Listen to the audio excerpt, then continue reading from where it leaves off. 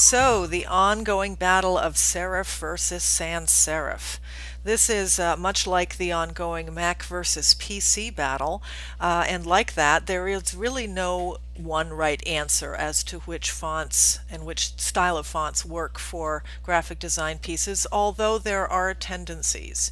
This is the URL for a website that I'm going to take you to for a brief tour of a page that talks about serif and sans serif typefaces, along with some examples.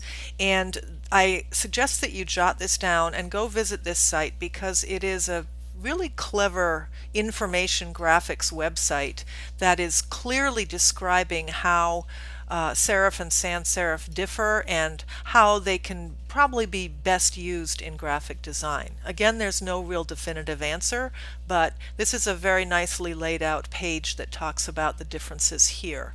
So, as you know, serifs are the little feet that extend off of the edges of many different typefaces, and there are beautifully designed serif typefaces out there.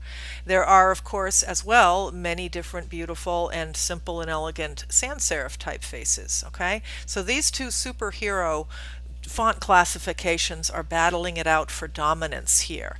Which is better? Okay, there is a tendency, and it's listed here right away. We're starting to see that by and large, serif fonts are easier to read on the printed page, whereas the sans serif fonts tend to be better in web and screen-based applications. So if you scroll down this very long page, this is actually a nicely designed information graphic. It talks about resolution. DPI means dots per inch for the printed page, and on the screen we work with resolution called PPI, pixels per inch. And so there's information here about that and why for printing work the serifs tend to do better than on the screen. Okay.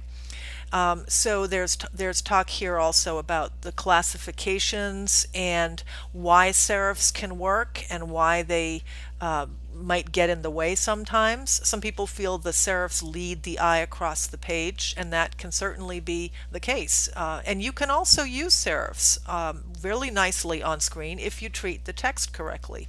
And of course you can use sans serif typefaces beautifully in print, again, if you treat it right, if you size things beautifully, if you're clear with contrast and spacing, appropriate type styles and faces, things like that. They do recommend that if you use a serif typeface in normal body copy, but then you have to use very small text, that sans serif tends to be the way to go. I do have an example of that I'll show you in a second. So if you scroll down, you'll see some more examples. I talked about this in an earlier video this week, type classifications, and with good examples of the different ones. Rockwell, for instance, is a great example of the slab serif classification. So this is good general typographic knowledge as well as serif versus sans. So studies were given, and people tended to prefer the sans serif fonts for web use. And these fonts up here, Georgia, Arial, and Verdana, were designed specifically for screen use. And you'll see that Georgia does have serifs. So again, it can be used if you're careful.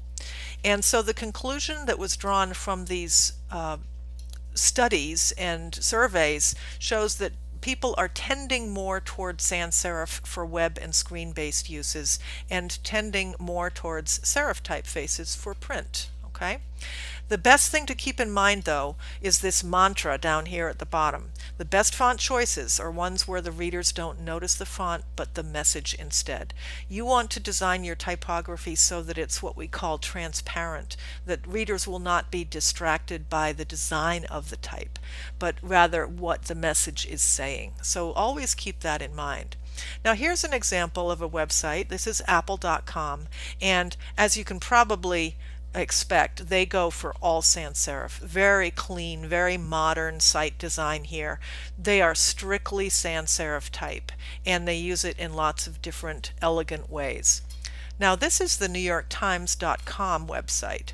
Now they're going a little bit different. New York Times is a traditional company. It's been around for many years, and it has a old-fashioned looking, classic masthead there. They tend towards a serif typeface, certainly. Times New Roman was designed, in fact, for the London Times newspaper. This website uses a mixture here. You'll notice that the small text is going to a sans serif, but they do feature a serif font. I'm not sure what it is. Maybe it's a derivation of Times in their body copy here. Notice this. This might actually be, it looks a little like Garamond to me, but I'm not entirely sure. But you'll notice they do mix. So you can see that there are still mixes of serif and sans on the web with more of a tendency towards the sans serif. So I'm hopeful that this will be interesting to you and that you'll go to this website and visit and really get a sense of how the two different styles can work, and they can work together too. Good luck.